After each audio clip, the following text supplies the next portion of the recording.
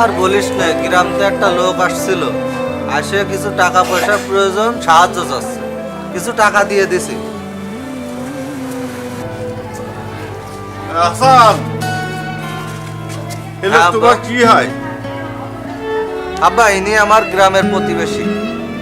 কিরাম প্রতিবেশী তোমার? আব্বা, ইনি আমার কাছে আসছিল কিছু টাকা পয়সা সাহায্য চাওয়ার জন্য, আমি ওনারে টাকা পয়সা দিছি। আব্বা, চুপ করো বেয়াদব, একটা বেশি কথা বলবো না তুমি।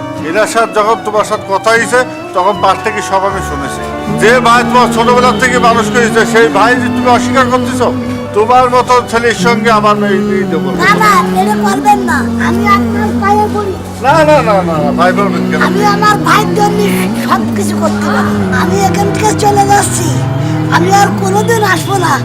তাও যেন এই বিয়েটা ভেঙেন না। হ্যাঁ দাঁড়া, কোথায় আছেন আপনি? এদিকে আসেন। দেখো আসাদ, দেখো তোমার প্রতি তোমার ভাইয়ের ভালোবাসা কতটুকু বেশি। দেখো তুমি কত বড় বেঈমান, তোমার ভাইয়ের তুমি অস্বীকার করো। ভাই তুমি আমারে মাফ করে দাও ভাই, আমি টাকার নেশায় ভাই অন্ধ হয়ে গেলাম ভাই। আরে ভাই কি ভাইরে মাফ করা লাগে? ভাই তো ভাই কাছেই থাকে।